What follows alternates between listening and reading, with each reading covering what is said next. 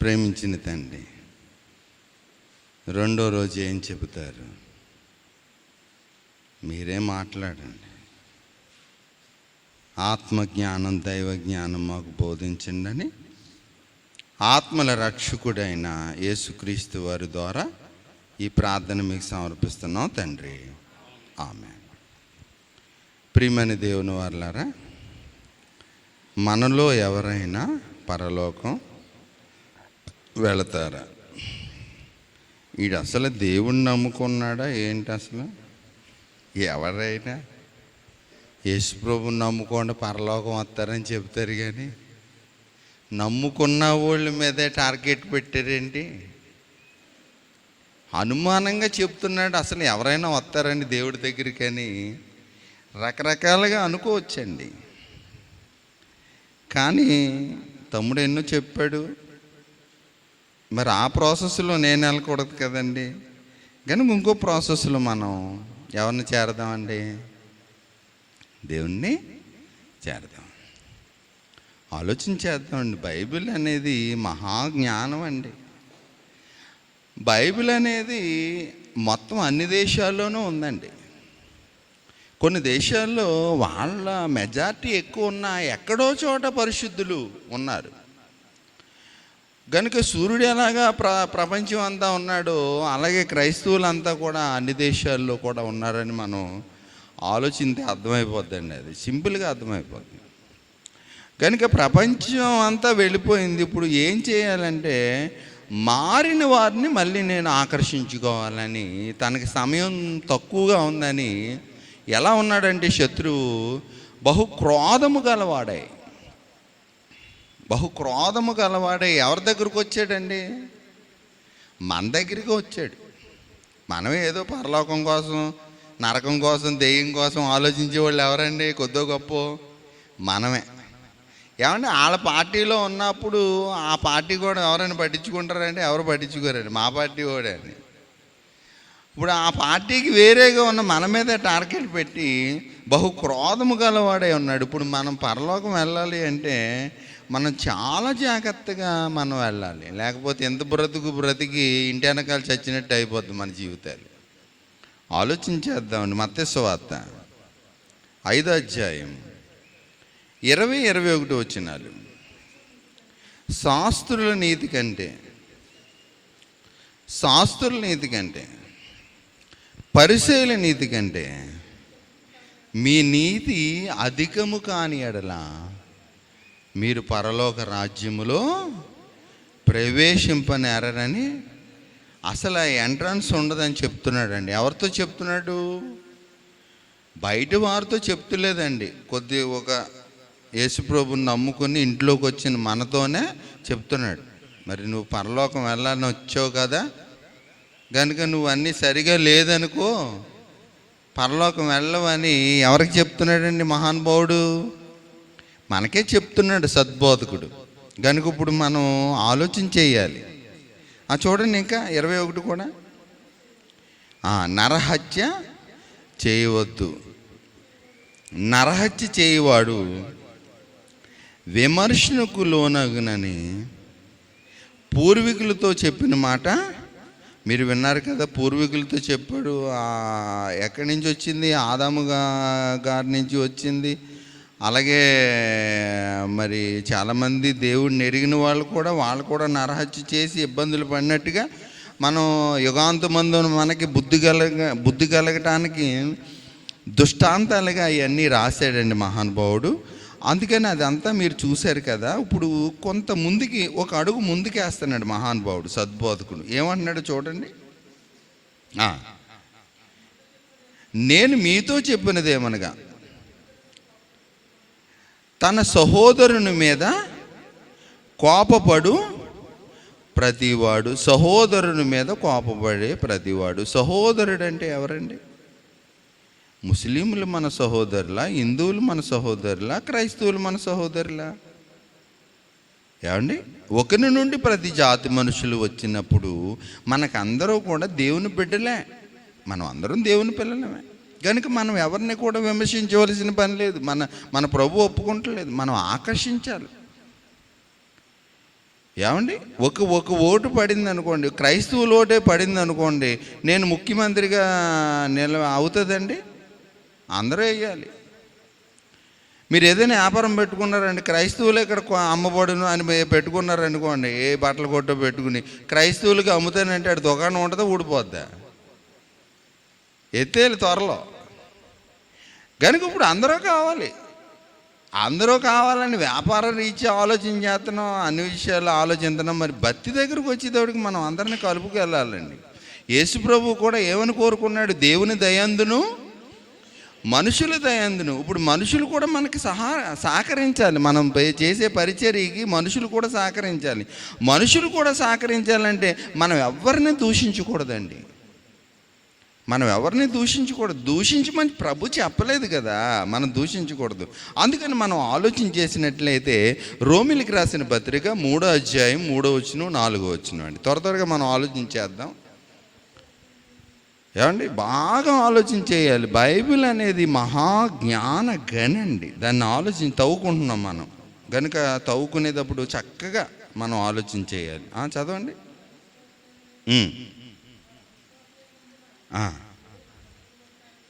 దేవుడు నమ్మదగినవాడు కాకపోవునా. ఇప్పుడు మీరు విశ్వాసం లేదనుకోండి, మన క్వాలిటీని బట్టి ఉంటుంది.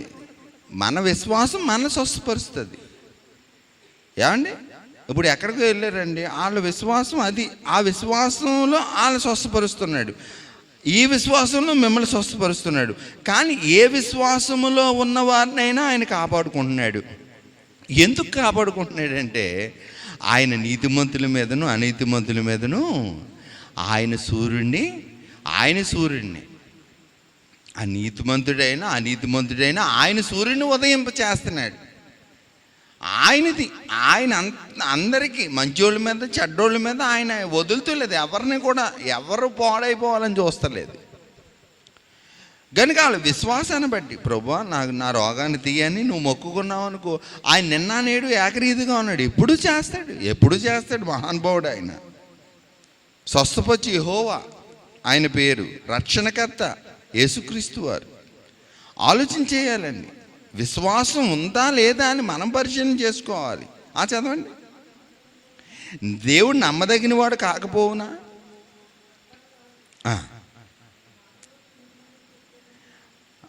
నీ మాటల వలన నువ్వు అట్లా అనరాదు. నీ మాటలు ఎలా ఉండాలి? మన మాటలు ఎలా ఉండాలండి? ఏమంటే సామెతలు భలే ఉంటాయి. ఏమంటే నోరు మంచిదైతే ఊరు మంచిది అవుతుందంట. మనం నోరిప్పాం అనుకోండి, అందరిని తిడతా ఉన్నాం అనుకోండి, ఊరు మంచిది అవుద్దా? బాబు ఈడెప్పుడు వెళ్ళిపోతాడు ఈ ఊరిలోంచి, మన పక్క నుంచి ఎప్పుడు ఖాళీ చేసి వెళ్ళిపోతాడు అనుకుంటారు. అవును కదా. మన మాటలు ఎలా ఉండాలి?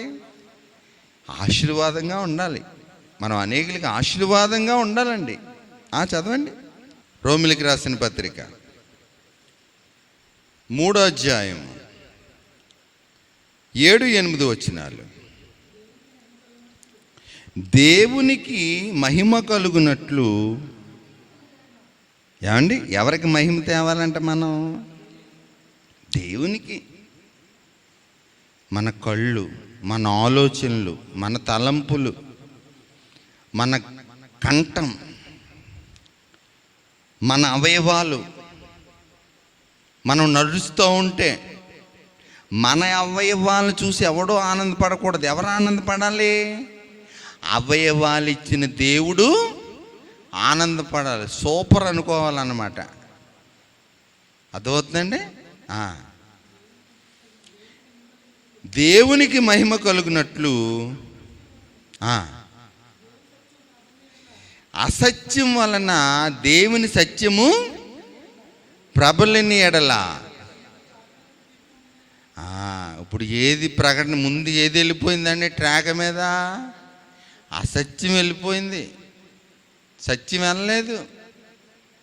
లేఖనముల ప్రకారం క్రీస్తు మన పాపముల నిమిత్తం మృతి పొందెను, సమాధి చేయబడెను.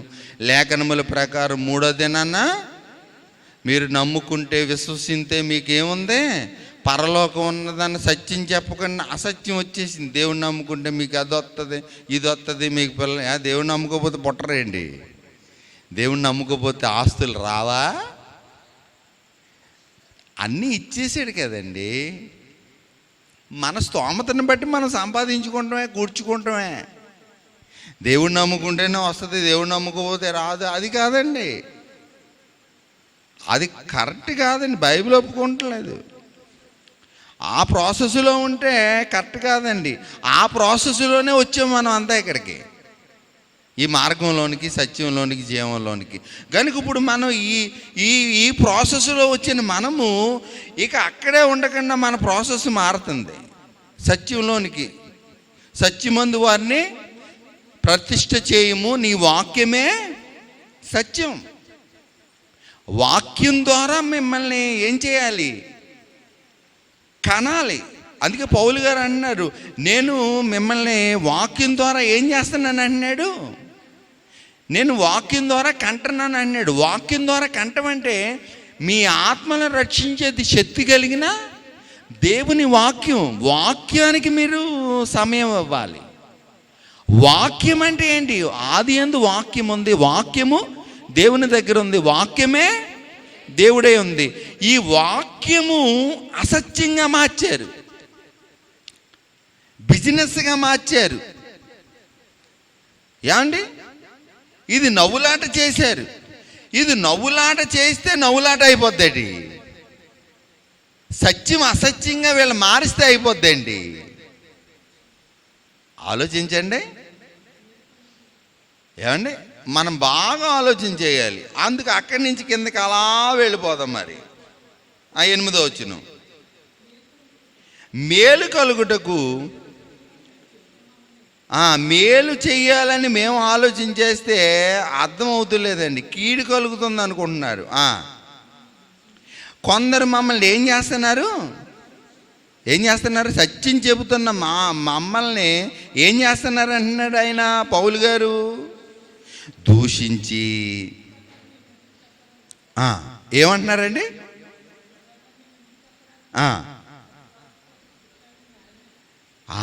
ఎవరి వల్ల వచ్చేస్తుందంట? సత్యాన్ని అంగీకరించకుండా కల్పనా కథలు విని మీరు వెళ్ళిపోయారు అనుకోండి, మేలు అనుభవించవలసిన మనకి, మేలు కావలసిన మనకి, ఆశీర్వాదాలు రావలసిన మనకి, మన పితరులు ఎలాగైతే యూదులు ముందు ఎరిగిన వాళ్ళందరూ కూడా మేలు చేసుకోకుండా కీడు చేసుకున్నారు. ఇప్పుడు మనం ఏం చేసుకోవాలి? మేలు చేసుకోవాలి, సమాధానాన్ని వెతకాలి, వెంటాడాలి.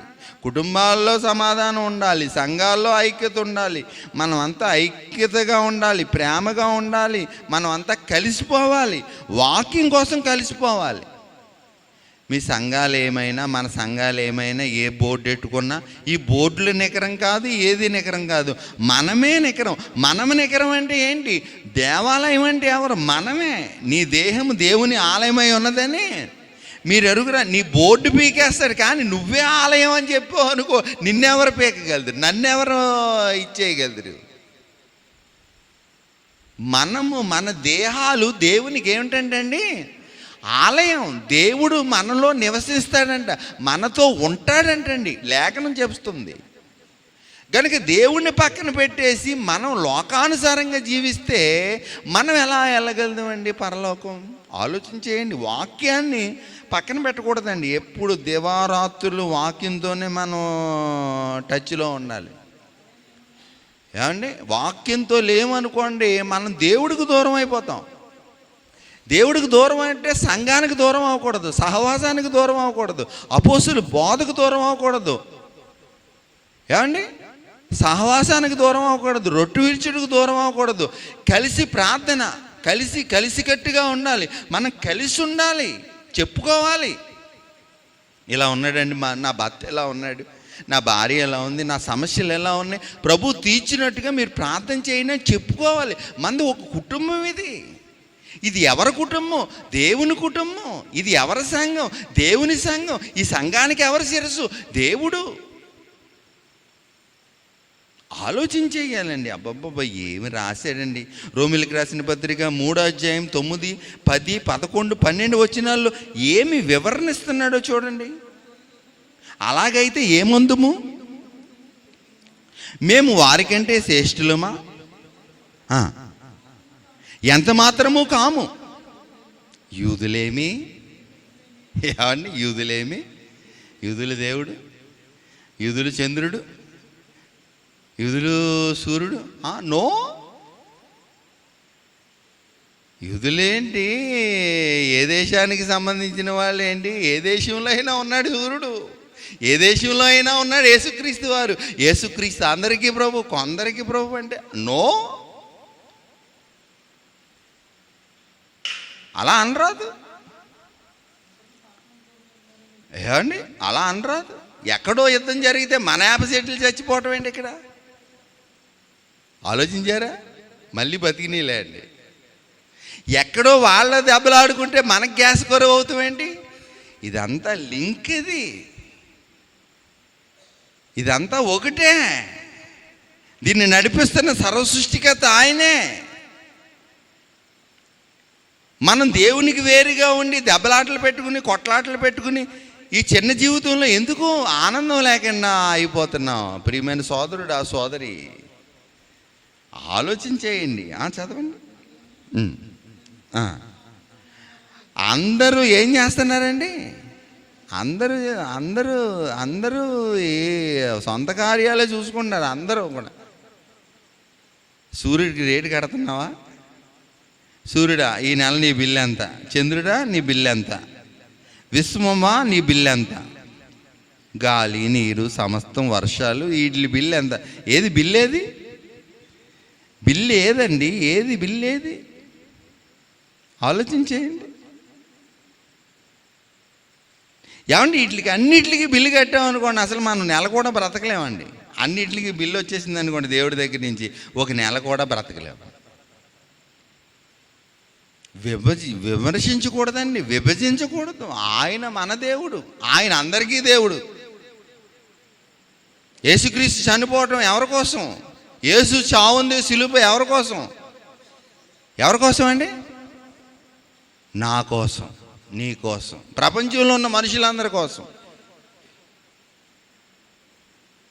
ఇదేంటండి, ఒక్క మనిషి మరణం వల్ల ప్రపంచంలో ఉన్న మనుషులందరికీ శుద్ధీకరణ అవుతుంది. ప్రపంచంలో ఉన్న మనుషులందరూ, ప్రపంచం అంటే మొత్తం అన్ని దేశాల్లో ఉన్న మనుషులందరినీ యేసు రక్తం ప్రతి పాపం నుండి కడిగి పరిశుద్ధులుగా చేసి పరలోకానికి వారసులుగా, నీతిమంతులుగా చేస్తుందా? చేస్తుందని మీరు ఎలా అంటున్నారండి అని మీరు అనాలి. నన్ను అనండి. ఎలా చేస్తుంది? ఒక్క సూర్యుడు ఈ ప్రపంచంలో ఉన్న మనుషులందరి బట్టలు మీరు ఉతికేసుకుని ఆరేస్తున్నారు. అందరి బట్టలు కూడా ఆరబెడుతున్నాడా లేదా? ఒక్క సూర్యుడైనా 100 మంది ఉన్నారా? చెప్పరేంటి? ఒక్క సూర్యుడే ప్రపంచంలో ఉన్న మనుషులందరికీ సేవలు చేస్తున్నాడు, పంటలు పండిస్తున్నాడు, శక్తి ఇస్తున్నాడు. ఆయన వెలుగు వచ్చి మన వీటి మీద పడగానే మన అన్నీ పనిచేస్తున్నాయి. ఒక్క సూర్యుడైనా 100 మంది ఉన్నారా? ఒకే సూర్యుడు, ఒకే చంద్రుడు, ఒకటే విశ్వం. అలాగే ఒక్కడు ప్రపంచానికి, ఒక్కడు ప్రపంచంలో ఉన్న మనుషులందరినీ కూడా ఏం చేయగలుగుతాడండి? నీతిమంతులుగా చేస్తాడు. రాసుకోండి, మీరు అండర్లైన్ చేసుకోండి. ఒక్క 4-5 రోజులు సూర్యుడు కనిపించకుండా వెళ్ళిపోయాడు అనుకోండి, మీ బట్టలు కానీ మీ వస్తువులు కానీ బూజెట్టేసి, ఒకసారి ఎప్పుడైనా ఇచ్చాడు అనుకోండి, అలాగా కంపు వాసన, కంపు వచ్చేస్తాయి. బట్టలు ఉతుక్కుంటా రారు, ఫ్యాన్ గాలి ఏం పని చేయవండి. ఇంట్లో ఉన్న డబ్బాల్లో ఉన్న పప్పులన్నీ కూడా ఏమొచ్చేస్తాయి తెలుసండి? మూత తీసేటప్పటికి ఏమైపోతాయి? బూజు వచ్చేస్తుంది. ఒక్క సూర్యుడు రాకపోతే మన బతుకు బస్ స్టాండ్ అయిపోద్ది తెలుసండి, అవునా కదా? అలాగే ఒక్క యేసుక్రీస్తు లేకపోతే ప్రపంచం అంతా ఏమైపోద్ది తెలుసండి? తల్లడెళ్ళిపోద్ది. విశ్వాన్ని కలిగించిన ఆయన. చదవండి అక్కడి నుంచి. ఇందును గూర్చి రాయనిదేమనగా, నీతిమంతుడు లేడు, ఒక్కడు లేడు. ఏమండి, ఇదేంటండి బాబు, నీతిమంతులు అనుకుంటున్నాం, ఎంతమంది ఉన్నారు కదా అంటున్నాడు. రోమా సంఘానికి ఏంటి పౌలు గారు పరిశుద్ధాత్మతో ఎలా రాస్తున్నారంటే, నీతిమంతుడు లేడంట, ఒక్కడు లేడు, గ్రహించి వాడు ఎవడో. ఈ మీటింగ్లు ఎందుకు పెట్టాడు అసలు ఎవరికి అసలు అర్థమవుతలేదు. నీతిమంతుడు లేడు, ఒక్కడు లేడు, గ్రహించేవాడు. అసలు ఏంటి నా జీవితం ఏంటి, నేను పుడటం ఏంటి, నేను పెరగటం ఏంటి, మళ్ళీ అన్నీ ఆస్తులన్నీ సంపాదించుకున్నాక, ఈ సంస్థ పెట్టుకున్నాక, ఇవన్నీ పెట్టుకున్నాక మళ్ళీ ఎప్పుడు రాలిపోతానా అని మళ్ళీ ఈ టెన్షన్ ఏంటి? ఇంతేనా జీవితం? మరి జీవితంలో ఏంటిది? అసలు గ్రహింపు లేదండి మనిషికి. దేవుణ్ణి ఎదుగుతులేదంట. ఏమండి, ఎవరిని ఎదుగుతులేదంటండి? దేవుణ్ణి వెతుకుతులేదంటండి. లోకంలో అన్నీ వెతుకుతున్నాం, కానీ ఎవరిని వెతుకుతులేదు. అన్నీ ఇచ్చిన దేవుణ్ణి వెతుకుతులేదు. దేవుణ్ణి వెతుకువారు కలరేమో అని ఆయన చూస్తున్నాడు. అందరూ ఏం చేస్తున్నారంట? తోవ తప్పేశారంట. అందరూ అన్నాడా? ఏమండి, ప్రపంచంలో ఉన్న అందరి గురించి చెప్తున్నాడా? ఈ ఉత్తరాన్ని రాస్తున్నాడా? కొందరి గురించా? అందరి గురించి. అందరూ ఏం చేశారంటండి? తోవ తప్పేశారు. ఏ త్రోవ? మార్గాన్ని, సత్యాన్ని, జీవాన్ని. అందరూ త్రోవ తప్పి ఏకంగా ఏమైపోయారంటండి? బాగుందా జీవితాలు? చూడండి, ఆలోచించండి. ఏ పుస్తకం తిరగేయండి, ఏ పుస్తకం తిరగేసినా ఏమొత్తలేదు పుస్తకంలోంచి. ఈ పుస్తకం తిరిగేస్తున్నా, అమ్మ మరియమ్మ ఎలా ఉంది? ఆ మరియమ్మ దేవతే, ఆవిడ పరిశుద్ధురాలు. ఆ మరియమ్మని తిడుతున్నారంటే ఈ మరియమ్మ, ఇప్పుడున్న మరియమ్మ ఎలా ఉంది?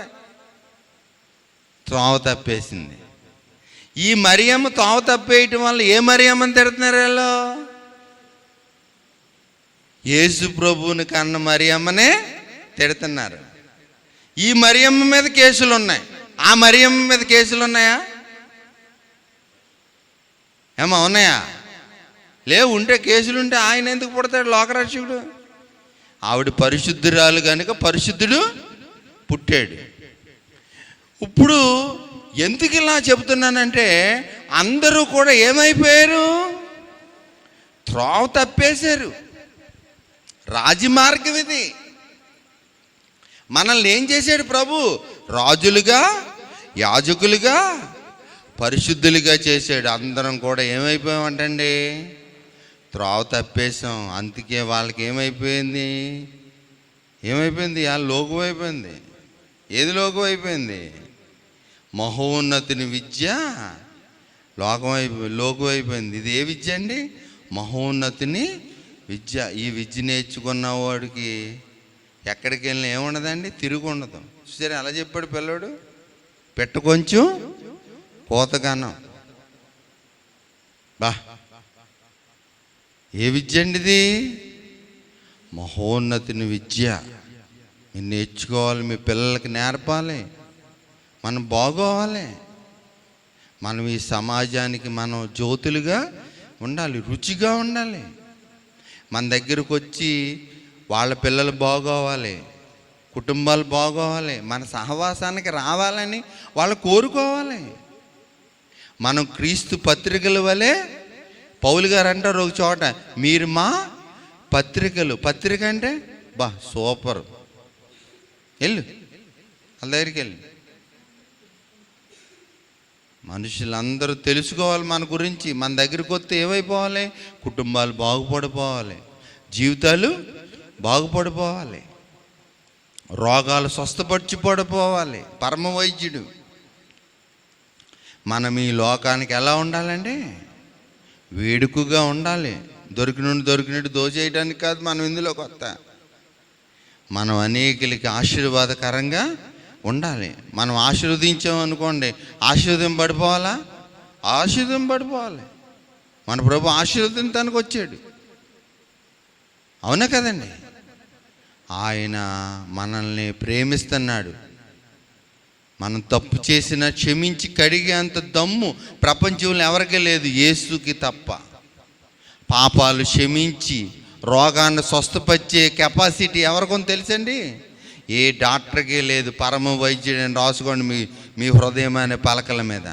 పరమ వైద్యుడు పాపాలను క్షమిస్తాడు, రోగిని స్వస్థపరచగలిగిన సర్వాధికారి అయిన దేవుడు. ఆలోచించేయండి. వద్దండి, త్రోవ తప్పుపోవద్దు. మనం వెళ్ళే మార్గం ఏ మార్గం తెలుసండి? నీతిమంతులు వెళ్ళిన మార్గం, రాజుల మార్గం, పరిశుద్ధుల మార్గం. అర్థమవుతుందండి? చిన్న చిటక మార్గం కాదు ఇది. మహాజ్ఞానం, జ్ఞానానికి సంబంధించిన త్రోవ ఇది. ఆలోచించేయండి. ఎంతవరకు చదివారు? బాగా మీరు ఇంటికి వెళ్ళి ధ్యానించండి. బైబిలే ఆలోచన చేయాలండి. రోమిలికి రాసిన పత్రిక 3వ అధ్యాయము, రోమిలికి రాసిన పత్రిక 3వ అధ్యాయము 17-18 వచనాలండి.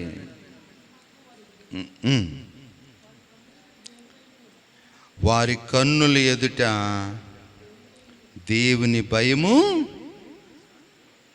ఏమండి? వారి కన్నుల ఎదుట. ఏ మార్గం అండి ఇది? ఏ మార్గం? ఏ మార్గం చెప్పాలి? శాంతి మార్గం. అసలు శాంతి ఎక్కడా లేదు, కానీ మన దగ్గర ఉండాలి శాంతి. మనం ప్రభువుని బట్టి ఎలా ఉండాలి తెలుసా? గుండు మీద చేసుకుని నిద్రపోవాలి. కావున నేను పండుకొని నిద్రపోయి లెగుస్తాను, నా చుట్టూరు ఎవరుంటారు? ఆయన సముఖం, ఆయన సన్నిధి. ఆయన సన్నిధి మనతో ఉంటుందండి. కనుక శాంతి మార్గం ఇది. చదవండి. వారి కన్నుల ఎదుట దేవుని భయము. ఈ మార్గాన్ని వదిలేశారు. ఎవరికి భయపడతలేదు? వారి కన్నుల ఎదుట దేవుని భయము లేదు. దేవుడు అంటే భయపడతలేదు మనిషి. పురుక్కు భయపడుతున్నాడు, ప్రతి దానికి భయపడుతున్నాడు. కానీ దేవుడు అంటే ఏం లేదండి, మనిషికి భయం లేదు. దేవుడు అంటే భయపడిపోవాలి. ప్రియమైన దేవుని పిల్లలారా, వారి కన్ను ఎదుట దేవుని భయం లేదు. వారు ఏమైపోయారండి? దేవుడంటే లెక్క లేకుండా బ్రతుకుతున్నారు. ఈరోజు దేవుడంటే ఈరోజు మనిషికి ఏమి లేదండి, భయం లేదు. అందుకే బరి తెగించి బతుకుతున్నాడు. దేవుడంటే భయం లేకుండా బ్రతుకుతున్నాడు. అందుకే ఎక్కడికి వెళ్ళిపోతున్నాడండి? పరలోకానికి వెళ్ళవలసిన మనిషి మధ్యలోనే ఎక్కడికి వెళ్ళిపోతున్నాడు? పాతాళానికి వెళ్ళిపోతున్నాడు. వద్దండి, మన సంఘాలు అలా వెళ్ళకూడదు, మన కుటుంబాలు అలా వెళ్ళకూడదు. మనం దేవుని భయం కలిగి ప్రశాంతంగా, హాయిగా, ఆనందంగా బ్రతకాలి. ప్రియమైన దేవుని వారలారా, దివారాత్రులు దేవునితోనే ఉండాలి. దేవుని భయము కలిగి బ్రతకాలండి. రోమిలికి రాసిన పత్రిక 3వ అధ్యాయం మీరు బాగా ఆలోచించండి. రోమా పత్రికలో ఎంత చక్కగా రాస్తున్నాడు. ఈ అధ్యాయం అంతా మీరు ఇంటికి వెళ్ళి ధ్యానించండి. పరిశుద్ధాత్ముడు ఎలా రాస్తున్నాడు సంఘానికి చూడండి. రోమిలికి రాసిన పత్రిక 3వ అధ్యాయము 23వ వచనం. ప్రియమైన దేవుని వారలారా, ఏ భేదము లేదు, ఏ భేదము లేదు. రంగు భేదము లేదు, దేశ భేదం లేదు, కుల భేదం లేదు, మత భేదం లేదు. ఫలానా అసలు ఒక్కొక్కరిని చూసేటప్పటికండి వాళ్ళిద్దరూ నవ్వేసుకుంటూ ఉంటారు. మా ఓడు వచ్చాడు, మా ఓడు వచ్చాడు, మా ఓడు వచ్చాడు. ఎవరు మీ ఓడు, ఎవరు వాళ్ళోడు. పాపం చేయటానికండి అసలు ఏది ఏంటి, ఏ మతము, ఏ కులం ఏం అక్కర్లేదండి, అది వెళ్ళిపోతాడు. కానీ దేవుని గురించి చెప్పేటప్పటికి ఏమొస్తుందండి? భేదం. మాకు వద్దండి, మాకు సూర్యుడు వద్దండి అంటారా ఎవరైనా? మాకు చంద్రుడు వద్దండి, మాకు భూమి వద్దండి, మాకు గాలి వద్దండి. యేసుప్రభువే కలిగించాడు అంటున్నారు కదా, మాకు గాలి వద్దంటే బతుకుతావా? ఏమండి నిజంగా ఏం బైబిల్ అండి బాబు, నమస్కారం చేయాలి బైబిల్కి. ఏ భేదము లేదు, అందరూ, కొందరు కాదండి అందరూ. ఈరోజు దేంట్లో ప్రవీణులు అయిపోయారండి. ఏమంటే దేంట్లో ప్రవీణులు అయిపోయారు? ఏమంటే పలానా వాళ్ళకి ఏం తెలియదండి అనేవాళ్ళు ఎవరు లేరండి. చిన్నపిల్లలకు కూడా మనం చెప్పలేం, అవునా కదండి?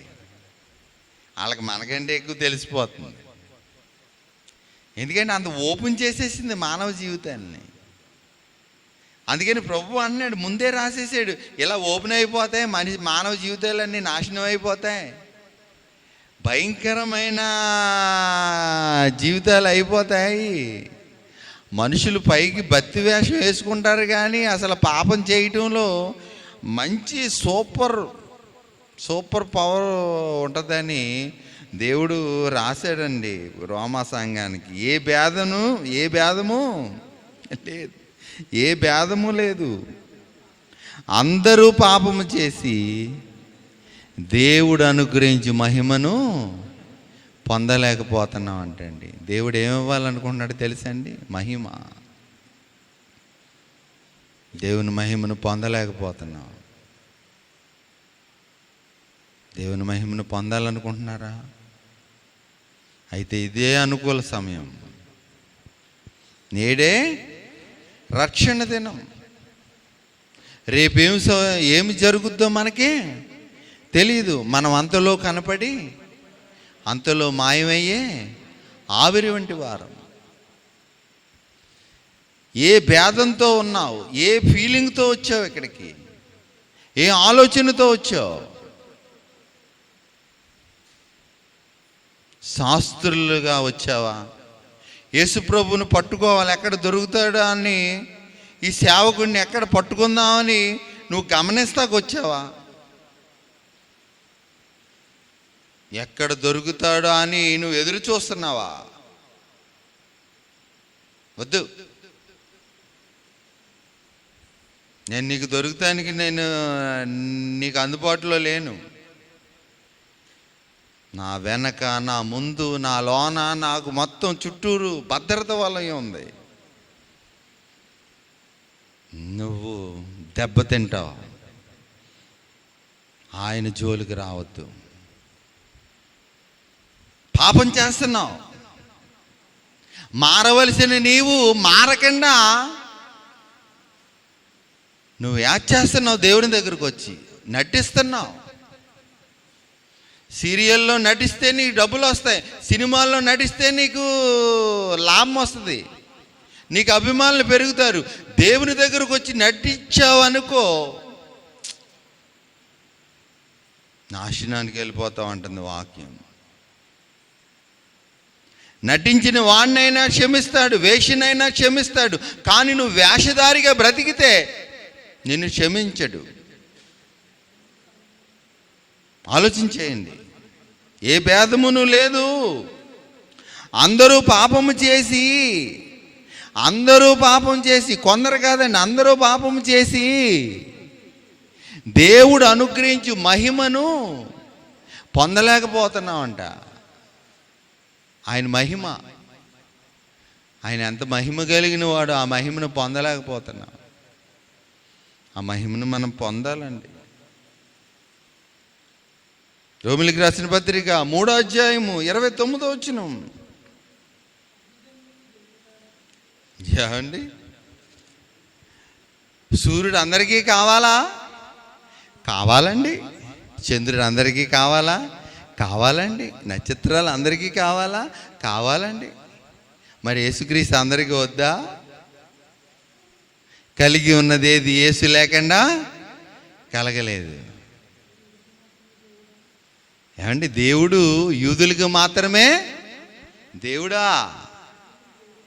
అన్యులకు దేవుడు? మేము యూదులమా? మా నాన్న యూదుడా, మా తాత యూదుడా,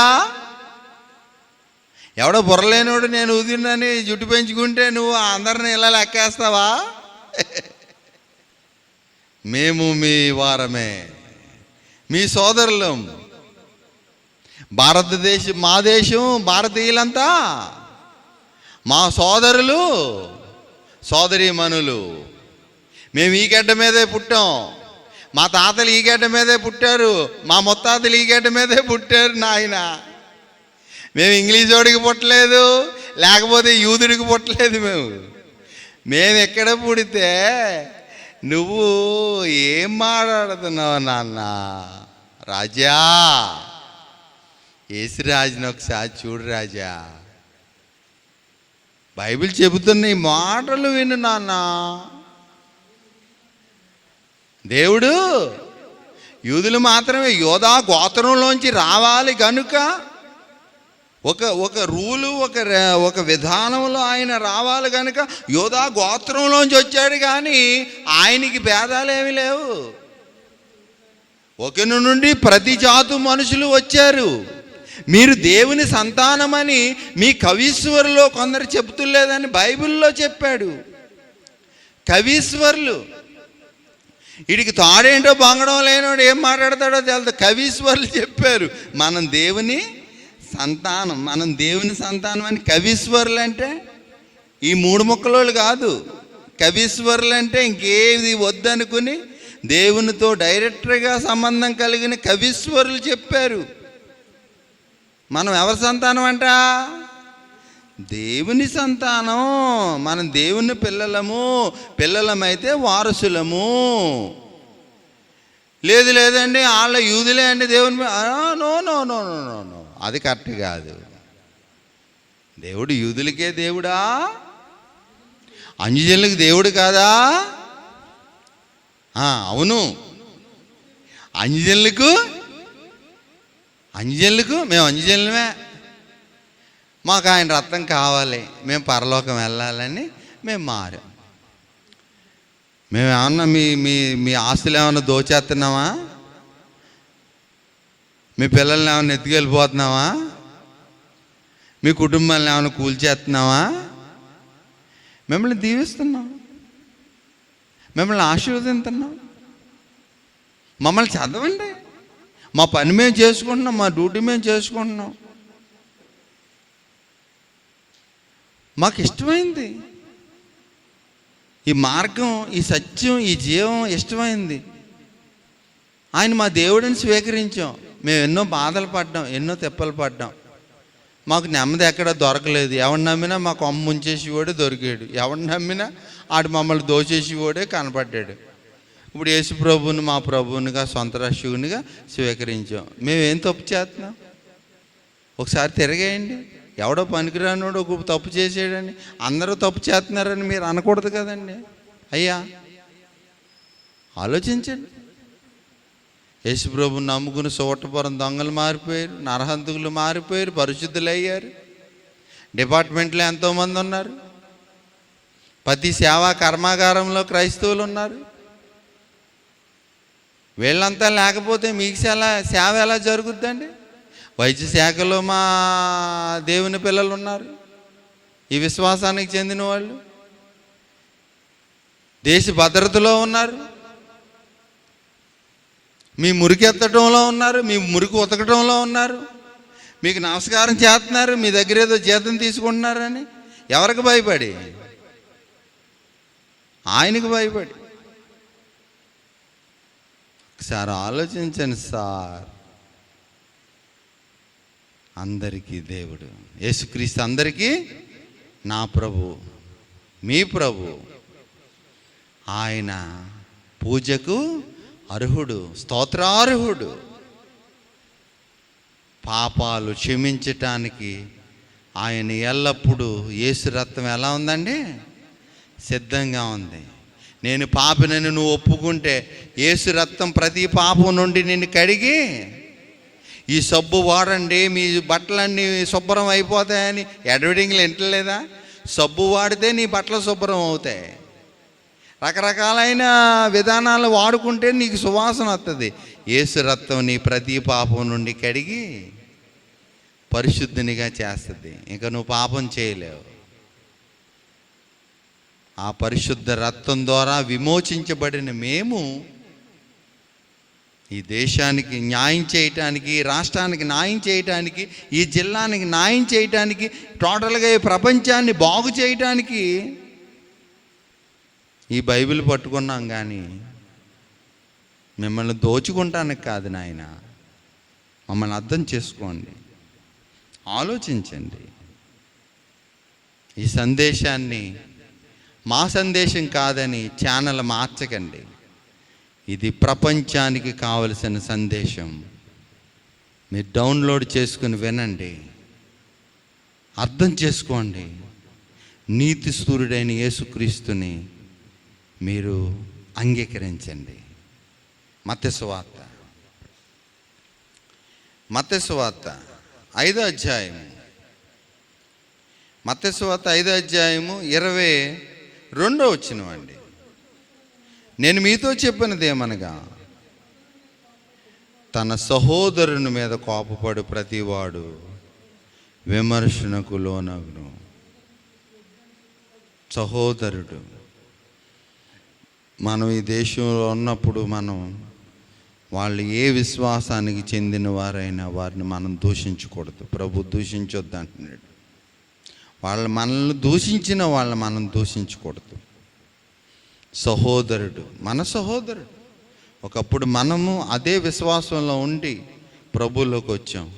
వాళ్ళని మనం దూషించడానికి బైబిల్ ఒప్పుకుంటలేదు.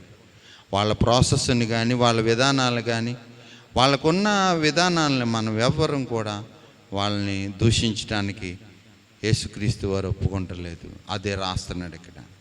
సహోదరుని చూచి కోపం అసలు పడకూడదంటండి. కోపపడు ప్రతివాడు విమర్శనకు లోనగును. ఒక మెట్టు దిగిపోతాం అంటే అన్నే కోపపడితే. నిన్ను ఏతువడుగు ప్రతి వానితో, అతను ఏ రకమైన ఏతు అడిగినా సాత్వికంతో సమాధానం చెప్పడానికి ఎల్లప్పుడూ ఎలా ఉండాలి? అయ్యా, ఏంటి బాబయ్య అని సాత్వికంతో సమాధానం చెప్పడానికి ఎల్లప్పుడూ బైబిల్ నేర్చుకుని సిద్ధంగా ఉండాలి. తన సహోదరుని చూసి కోపపడు ప్రతివాడు విమర్శలోకి వెళ్ళిపోతావు, బుక్ అయిపోతావు. విమర్శ వద్దు, అసలు విమర్శలోకి వెళ్ళకూడదు, తర్కించకూడదు. మనకు అవసరం లేదు. ఇష్టమైతే చెప్పు, వద్దు అన్నాడు అనుకో, అలాగే నమస్తే అని పక్కకి వెళ్ళిపో. నీ సహోదరుడు అతను. పోతావు నువ్వు నరకానికి అనుకో, మనం పోతున్నావు ఇప్పుడు. అలా అంటే విమర్శనికి వెళ్ళిపోతామంట. తర్వాత ఏమన్నాడండి? తన సహోదరుని చూచి నువ్వు వెద్దుడా అంటే సరిపోద్దంట. ఏమైపోతాడంటే మహాసభలోకి వెళ్ళిపోతాడంటే. వెద్దుడా అనకూడదంట. నీకెందుకు అతని విశ్వాసం గురించి? నీ విశ్వాసం కరిగా ఉందో లేదో, నీ విశ్వాసానికి కర్త అయిన దేవుడు నీతో ఉన్నాడో లేదో, మన విశ్వాసానికి కర్త అయిన మన దేవుడు, నా దేవుడు నాతో ఉన్నాడో లేదా అని నన్ను నేను చెక్ చేసుకోవాలి. ఆయన విశ్వాసం గురించి మనం మాట్లాడకూడదు. వెద్దుడా అని చెప్పువాడు మహాసభకి వెళ్ళిపోతామంట. వద్దు, ఆ సభల్లోకి మనకెందుకు? మనం ప్రశాంతంగా ఉండాలి. దేశం మందే, రాష్ట్రం మందే, జిల్లా మందే. సూర్యుడు మనవాడు, చంద్రుడు మనవాడు, నక్షత్రాలు మనవి, భూమి మందే. హాయిగా ఉండాలి, ప్రశాంతంగా గడపాలి. ఎల్లప్పుడూ ప్రభునందు ఏం చేయాలి? ఆనందించాలి. ఒకవేళ తిడుతున్నాడు అనుకో, నవ్వు, చక్కగా నవ్వుకుంటే వెళ్ళిపోయి. ఎలా ఉంటుంది అడిగి? నిన్ను తిడుతున్నాడు అనుకో, యేసు ప్రభునే తిట్టారు, నన్ను తిడుతున్నా, ఐ లవ్ యూ అన్నావు అనుకో, ఎలా ఉంటుందండి? ఎంత బాగుంటుంది. అసలు చీకు చింత ఉండదు, బీపీ ఉండదు, షుగర్ ఉండదు. తిడుతుంటే నువ్వు నవ్వుతూ వెళ్ళిపోయావు అనుకో, ఏంటి నేను తిడుతుంటే నవ్వుతున్నాడు ఏంటి? ఒక మంచి స్మైల్ ఇచ్చి వెళ్ళిపోవాలన్నమాట తిడుతుంటే. అందుకే నువ్వు బైబిల్ పట్టుకుని, బైబిల్ జ్ఞానం తెలుసుకొని నువ్వు నువ్వు తిట్టి అతను తిట్టితే మహాసభలోకి వెళ్ళిపోతావంట. మహాసభలోకి ఎందుకు వెళ్ళిపోతావు? మెజార్టీ అతనిది ఉంది ఇక్కడ, ఈ లోకాధికారి. మహాసభలోకి ఎట్టేస్తాడు అంతే నిన్ను, నువ్వేం మాట్లాడకూడదు, ఎద్దుడా అనకూడదు అంటున్నాడు. తర్వాత ఏమంటున్నాడు? ద్రోహి అని చెప్పువాడు ఏంటంటే ఆయన్ని మనం తిడితే మనం ఎక్కడికి వెళ్ళిపోతామంటండి? ఎంత బతికి ఇంటి వెనకాల చచ్చినట్టు నరకానికి వెళ్ళిపోతామంట. కనుక ఎవరినే కూడా మనం దూషించడానికి మన ప్రభు ఒప్పుకుంటలేదు. అందరినీ మనం ప్రేమించాలి, హాయిగా ఉండాలి. ముస్లింలు చేసే పలవా మన కోసమే. ముస్లింలు ఎన్నో వాళ్ళ కర్మ వాళ్ళ విధానాల్లో చేస్తున్నారు. మన దేశంలో ఉన్న మన ముస్లిమ్స్ వారు, మన దేశంలో ఉన్న మన అంజన్లు వాళ్ళు ఎన్నో పిండి వంటలు వండి మనకు పెడుతున్నారు. మన దేశంలో ఉన్న మన క్రైస్తవులు వీరు. మన దేశం ఇది, మన జెండా ఇది. మన అక్క, మన చెల్లి, మన తమ్ముడు, మన తల్లి, మన తండ్రి, మనం ఐక్యతగా ఉండాలి. అందుకే ఈ ఐక్య క్రైస్తవ మహాసభలు. దేవుడు చెప్పినట్టుగా మనం పాటిస్తే ఆయన దగ్గరికి వెళ్ళగలం. అందరినీ తిట్టుకుంటా తిరిగితే దేవుడి దగ్గరికి వెళ్ళాం. మీ నోట బూతులు కానీ, సరస్వత్తులు కానీ, పోకిరి మాటలు కానీ, సరస్వత్తులు కానీ రానివద్దన్నాడు. ఏ మాటలు చెప్పాలి మనం? నోరు విప్పామంటే మనం ఏ వచనం మాట్లాడాలండి? దీవెన వచనమే మాట్లాడాలి. అలా మాట్లాడాలి. ఎలా మాట్లాడాలి, ఎలా చెయ్యాలి, ఎలా సహోదరుల్ని ప్రేమించాలి, ఎలా ఈ దేశాన్ని కాపాడుకోవాలి, ఎలా ఈ రాష్ట్రాన్ని కాపాడుకోవాలి, ఎలా ఈ జిల్లాని కాపాడుకోవాలి, ఎలా మన పిల్లల్ని కాపాడుకోవాలి, అగ్నిలోంచి లాగునట్లుగా ఎలా స్కూళ్ళకి వెళుతున్నారు. పాపం చేయండి అని, కండోని వాడండి అని ఆ పిల్లల జీవితాల్ని నాశనం చేస్తున్నారు. వద్దు, పాపం చేయకుండా మన పిల్లల్ని కాపాడుకోవాలి, మన దేశాన్ని కాపాడుకోవాలి. మన పిల్లలు కాదు, దేవుడు మనకివ్వగా పుట్టినవారు. పాపం వల్ల వచ్చి జీతము మరణం. పచ్చికాయలు ఎన్నో జీవితాలు ఏమైపోతున్నాయి తెలుసండి? మొక్కలోనే రాలిపోతున్నాయి.